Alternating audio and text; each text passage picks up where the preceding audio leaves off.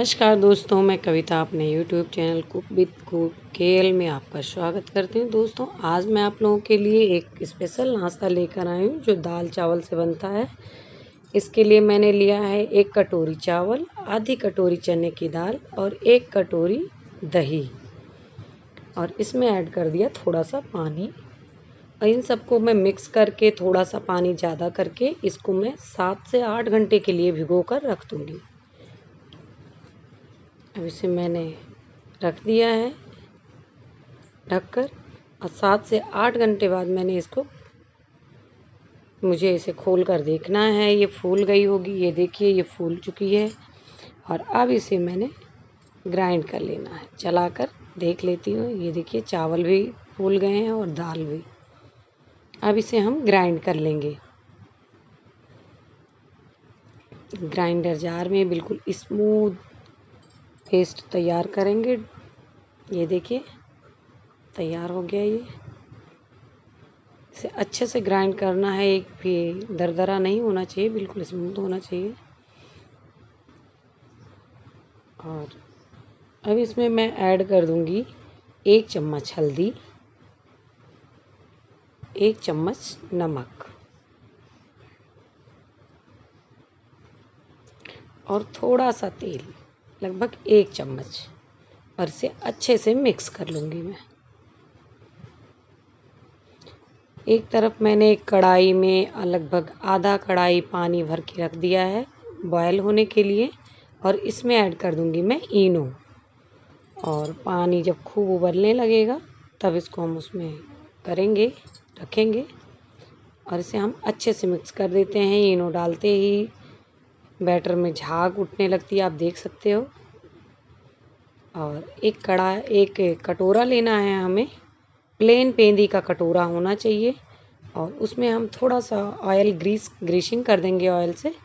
और अब उसमें मैं ऐड कर देती हूँ इस बैटर को। अब इस बैटर को मैंने डाल दिया, और उबलते हुए पानी में उठा के मुझे कटोरे को रखना है। इसके लिए आपको बहुत ही केयरफुली रखना है। आप देख लीजिए इस तरह से मैं रख रही हूँ। वैसे तो आपके पास वाटर स्टैंड होता है जो उसमें रख के, लेकिन मैं ऐसे ही आपको दिखा रही हूँ, और ऊपर से हम ढक्कन लगा देते हैं। अब इसे 30 से 35 मिनट करना होता है। 30 से 35 मिनट बाद देखिए आप, ये मेरा रेडी हो चुका है नाश्ता। और इसमें मैं चाकू डालकर चेक करूँगी। देखिए ये अब सही से हार्ड हो चुका है बिल्कुल। और अब मैं किनारों को छुड़ा लूँगी। किनारों को छुड़ाकर हम इसको पलट लेंगे। ध्यान रहे, हमें पानी से निकालकर इसे ठंडा होने के लिए रखना पड़ता है। जब ये ठंडा हो जाता है तब हम इसे अलग करेंगे। मेरा ये थोड़ा सा निकलने में प्रॉब्लम इसलिए कर रहा है क्योंकि ये हमारी बहुत मोटी लेयर बन चुकी है। बहुत ज़्यादा था डो, मैंने एक ही बार में बना दिया, इसलिए ऐसा हो रहा। और अब मैं इसे चाकू से काट दूंगी बर्फ़ी के आकार में। इस तरह देखिए कैसे कट जा रहा है ये। और मोटी लेयर होने की वजह से ये हल्का सा टूट सा रहा है, लेकिन टूटेगा नहीं ये जब आप थोड़ी पतली लेयर रखोगे तो।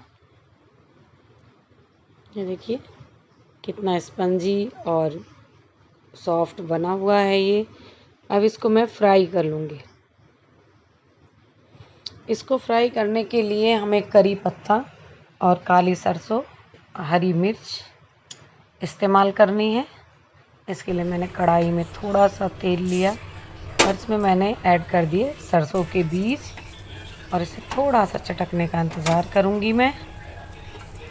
और इसमें मैंने हरी मिर्च को लंबी लंबी बीज से ही फाड़ ली थी, और अब डाल दिया करी पत्ता।